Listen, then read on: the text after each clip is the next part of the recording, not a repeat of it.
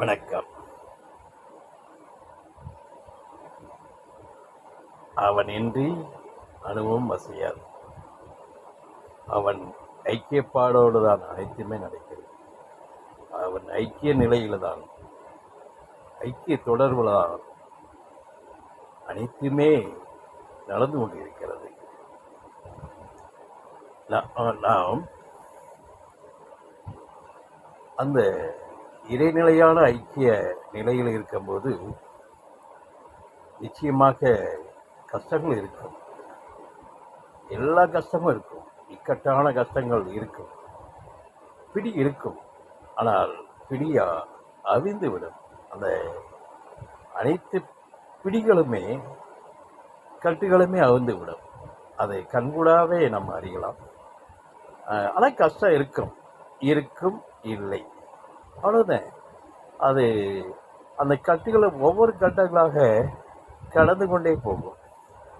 அது கஷ்டம் இல்லைன்னு சொல்ல முடியாது. நிச்சயமாக இறையை நோக்கி போகும்போது அதுதான் நம்மளுக்கு உணர வைக்கக்கூடியது. அந்த கஷ்டங்கள் தான் நம்ம பிரம்மத்தை உணர வைக்கக்கூடியது. அது வேணும், அது வந்து போகணும். அதுதான் நம்மளை செம்மப்படுத்தக்கூடியது. கஷ்டங்கள் தான் நம்மளை இறை பிரம்மத்தோட முழுமைப்படுத்தி தொடர்பை ஏற்படுத்தக்கூடியது. இந்த இன்பம் துன்பம் இந்த கஷ்டங்கள் தான். கஷ்டங்களை பற்றி நாம் கலங்கிடக்கூடாது. ஏன்னால் அது இறை பிரபஞ்சத்தை நோக்கும்போது கஷ்டங்கள் வந்து குமிழி போல அது உடனே மூழ்கிவிடும். அது தண்ணீர் வரும் குமிழி வந்து நிற்காது. நொடி பொழுதுகள் அதே தண்ணீராக நின்றுவிடும். அதனால் ஒன்றும் நாம் இதுக்காக நாம் எதுவும் வருந்தக்கூடாது. ஏன்னா இறைப்பிரமத்தை நோக்கும்போது வருந்துவதோ புலம்புவதோ உடம்புவதோ எதுவும் வேண்டியதில்லை. இறையோடு இறையாக நேசிக்கும் போது கஷ்டங்கள் வந்து ஒவ்வொரு கஷ்டமும் ஒவ்வொரு படியாக அவிழ்ந்து மேலோங்கி இறைப்பிரமத்தை கொண்டு சேர்க்கும்.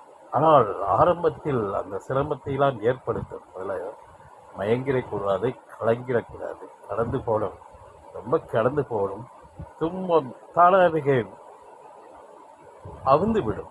எந்த துன்பமும் நிற்பது இல்லை. மீண்டும் போக போக என்னன்னா இன்பமும் தெரியாது, துன்பமும் தெரியாது. பேரானந்தம். அப்படி இருக்கும்போது ஒன்றுமே தெரியாது. இன்பம் என்ன துன்பம் என்ன அப்படின்னு அதை பிரித்தாளக்கூடிய நிலையை போக போக இருக்கும்போது அந்த நிலையே தெரியாமல் போயிடும். அது இறை இன்பமாக தான் இருக்கு.